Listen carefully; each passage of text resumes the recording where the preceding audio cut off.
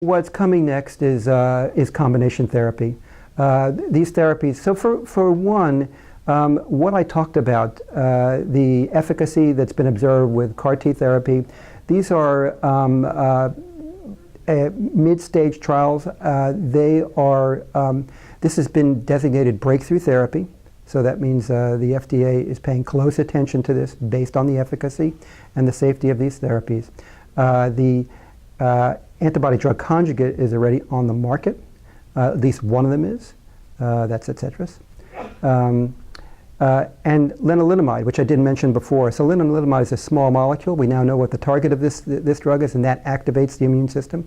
So using combination therapies of drugs that will either activate the immune system or take the brakes off the immune system. I didn't tell you about the PD-1, is called an immunocheckpoint inhibitor.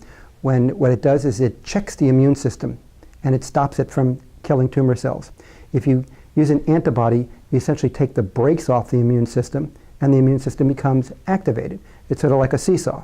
You can either activate the immune system or put the brakes on. So if you take the brakes off, the immune system's activated. Use an activator like lenalidomide, you activate the immune system. So using combination therapies for example, using an immunoactivator with an immunocheckpoint blocker might have utility. There's a variety of immunocheckpoint inhibitors.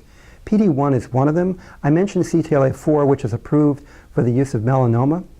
The combination of CTLA-4 antibody and PD-1 antibody has already been used in combination in melanoma with better results than just CTLA-4 antibodies alone.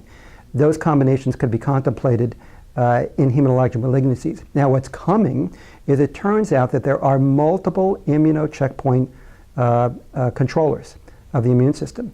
And I don't want to go into a lengthy list about what all these are, but there's another 3 or 4 or 5 of them out there that we know about. Antibodies are being developed to them. Clinical trials are just beginning with those, and you can envision that there will be combination therapies with multiple immunocheckpoint inhibitors in the future.